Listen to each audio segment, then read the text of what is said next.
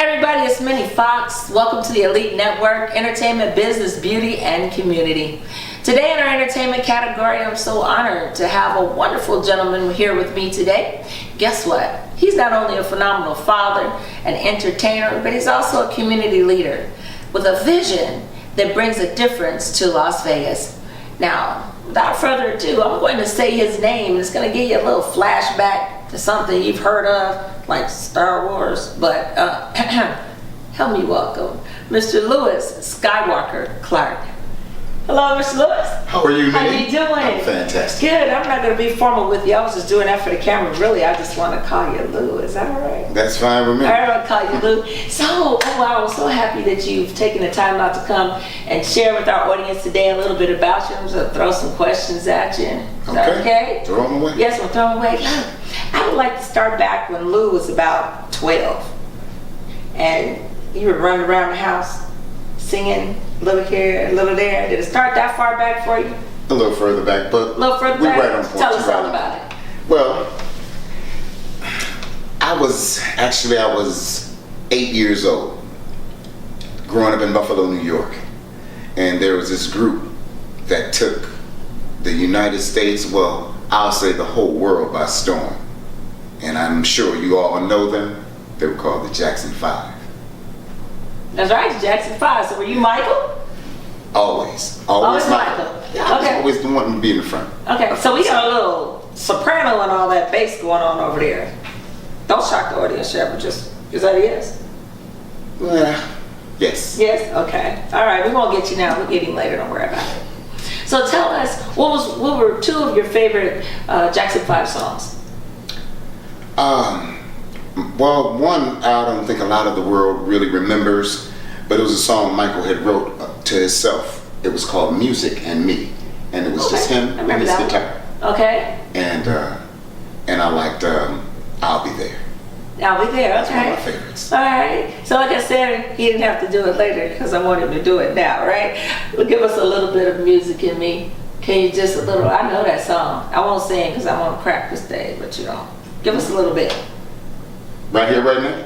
Right here, right I'll do a now. little something for you. We've been together for such a long time. My music and me.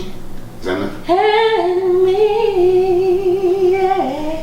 I've always Minnie wanted Fox. to sing with him. You know, I had to do this because I've known Lewis for quite some time, and I've been dying to sing, so that was my duet with Mr. Lewis Skywalker Clark. Is that okay, y'all? Yeah, okay.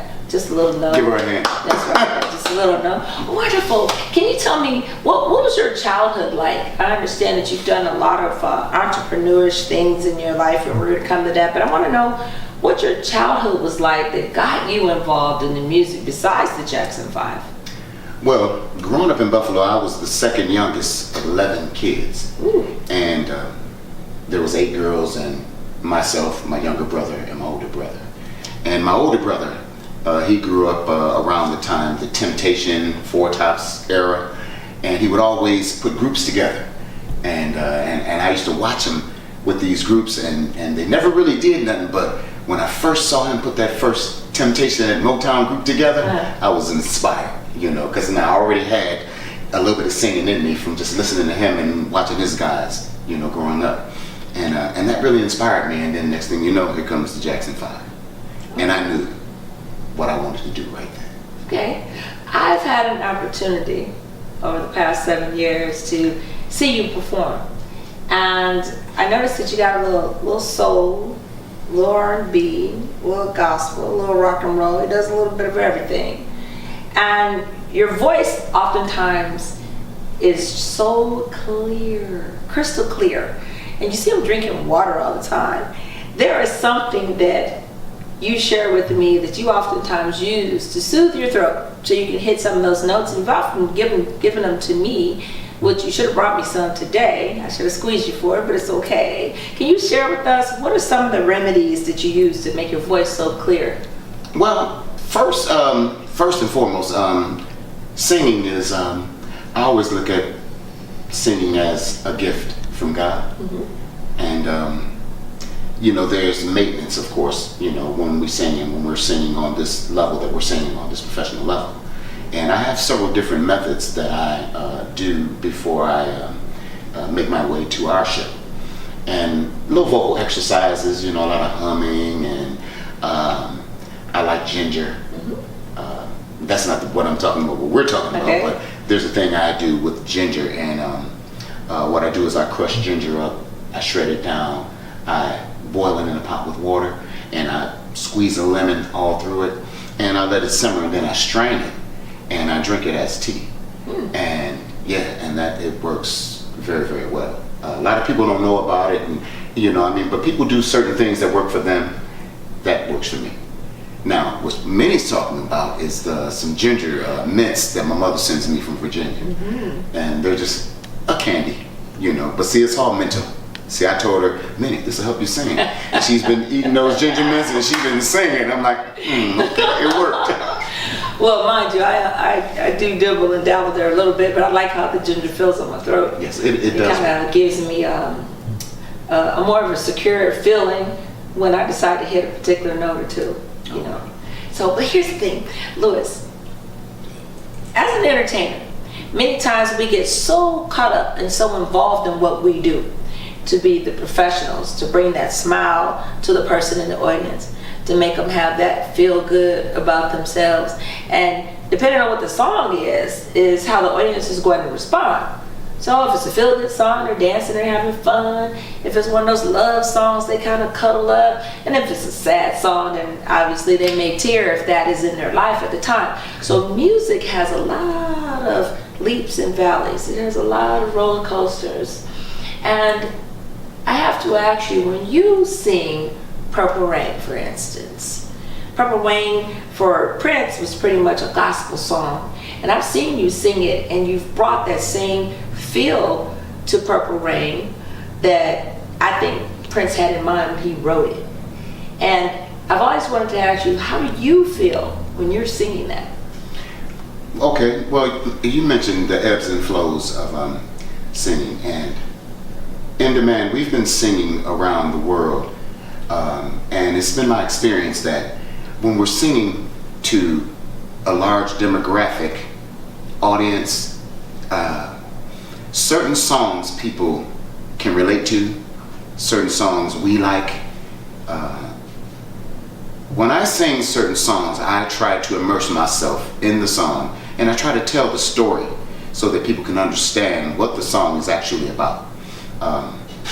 Purple Rain, I can relate to. Prince was a genius. I don't know how he came up with that Purple Rain concept, but in most of his music, in fact. But it's a feeling kind of thing. It's a feeling kind of thing. And like I said, when I sing, I don't sing for myself anymore. I sing for you, because I understand what we have. The gift that I talked about earlier is a gift from God, and our gift to God is to share our gift with the world to the best of our ability.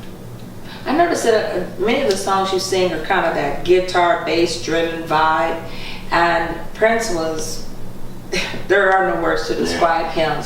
I had an opportunity to hear the extended version of Purple Rain, and there's this guitar solo that he does, and this version of Purple Rain is about 23 minutes long, and it is amazing. And when he hits the guitar a certain way, it sounds like someone's screaming, but the scream is it's a soothing release. It's going to be okay feeling. And Purple Rain, of all of his songs, it really calms me. And when I've seen you and nDemand sing that song, oftentimes I want to just get up on the stage and take the microphone from him and sing it myself. Yes. No, I'm just kidding. So what are you saying? You're not enjoying the way I sing Purple Rain? No, I'm just teasing. But I sit and I watch the audience. Okay. And I like to come to your show and watch and see what the audience is doing and how they're responding to you. But that being said, we're going to talk a little bit about nDemand. nDemand, as you see on the t-shirt, it's all nice and pretty and colorful. nDemand, I created that t-shirt actually so that the group would have an opportunity to make the world know who they are. I can take that credit from you, right? It's okay. I got the teardrop on that one. How about that? But here's what we're gonna do. We're gonna come back and we're gonna ask Mr. Lewis Skywalker a few more questions, but I want to go more into how he created nDemand, where it all started, where are they today, and where do they hope to be when we come right back.